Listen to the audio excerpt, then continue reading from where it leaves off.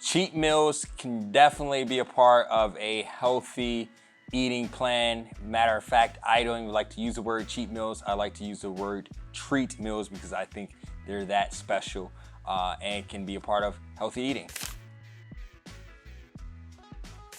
A good principle that I love to follow is the 80-20 rule, okay, which means 80% of your meals should be coming from healthy, nutritious foods, and then 20% could come from the cheat or treat meal category. So the way you can work that out, if you eat, let's say 3 meals a day, that's 21 meals in a week, which means 17 meals throughout that week should be your healthy, nutritious meals, which leaves you 4 meals for your cheats.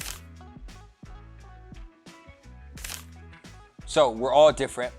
So if you currently have the goal to lose weight, the best way to go about it is to track what you're eating for a 3-day period. You can do it through pictures or by writing it down. Take your weight at the beginning on day 1 and then take your weight on day 3. See how your weight adjusts, if it's the same, if it goes up, goes down, right? That can tell you where you are caloric wise. So if your weight is the same, then I would recommend reducing 1 food portion item. So that can be reducing 1 portion of carbs from a meal, not all carbs, just 1 portion. And then once again, every 7 days or so, check back in using your weight as to determine your progress, or using progress photos and measurements as well. If your goal is to bulk, add some weight, get hefty, same approach, okay? You'll want to track what you eat either by taking pictures or by writing down what you eat for a 3 to 7 day period. It'd be more accurate with the 7 days. Take your weight on day 1, take your weight on day 7, and see what happens. If it's the same, you'll want to add food to what you're doing. So either add carbs, healthy fats, or protein. Add to what you're doing, just to 1 meal. So I wouldn't add it like an entire meal.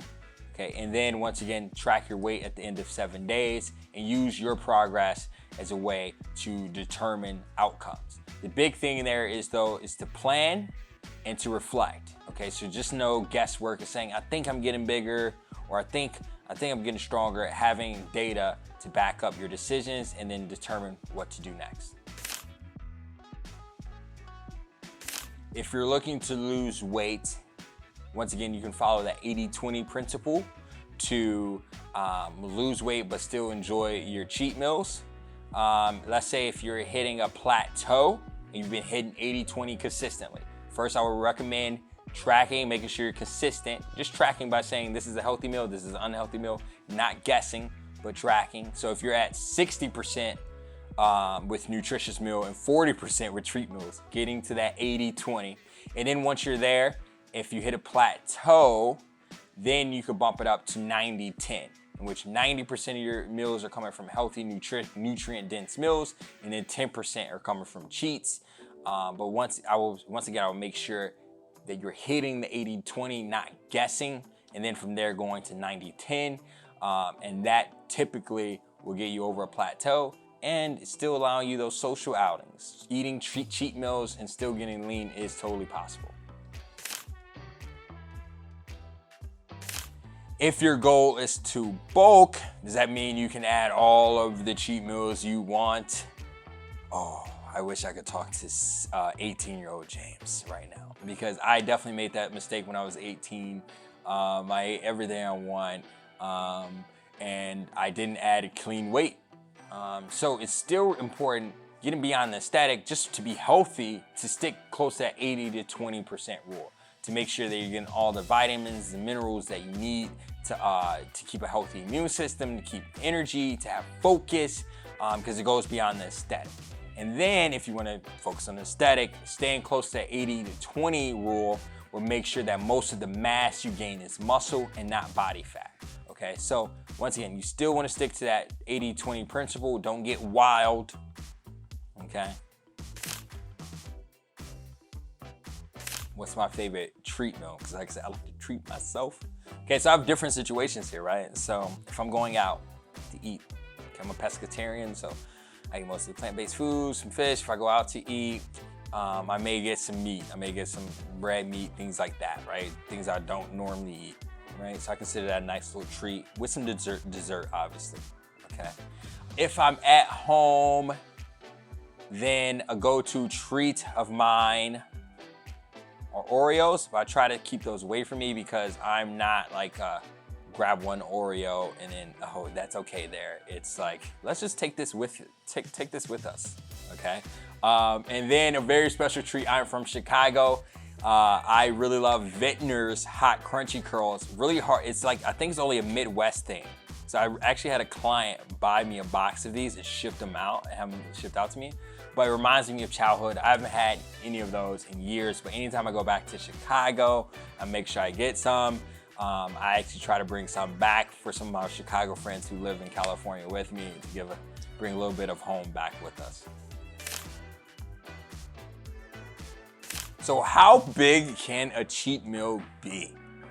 Okay, so a cheat meal should not be a cheat afternoon, cheat day. Try to have it controlled. I always encourage people, if you're gonna have a cheat meal, make it memorable. So instead of having a random donut, have the best donut in town, right? Really make it special. And once again, making it special. Instead of having your cake in front of TV watching Netflix, have your cake in a social outing where you're with friends, you're engaging with people. You know, living social interaction is also part of a healthy lifestyle. So make it an experience versus something that you do crawled up in a ball in a dark room and then you just regret it afterwards. I've been there. If you plan a cheat day, right? So if you follow the 80-20 rule and you say, okay, I know Saturday night I'm going here, Sunday for brunch I'm going here, and you have your cheat meal, it's a part of the plan, right? So it keeps you on track. Now, let's say you have a slip up. It all happens to all of us. Slip ups are actually to be expected. The difference between people who are able to reach their fitness goals and those who struggle is how you recover and react after that slip up. Okay, so the important thing is not letting that lapse turn into a relapse into fully unhealthy. So the best thing you can do is to get right back on track. Days when I've had a slip up and had a cheat meal when I wasn't supposed to or I overate, I've taken the step as just taking vitamins before I went to bed or having 2 cups of water. And I said, this is my step to getting back on track. So the most important thing is you take an action in that moment. Don't wait. Don't say it's Friday night, I ruined it, I'll get back on track Monday. No, take action Friday night. It can be a small thing. And then get right back on track and you'll reach your goals in no time. Okay, Sunny Fit fam, once again, my name is Coach James and that was our video on all things cheat meals. How are you treating yourself today?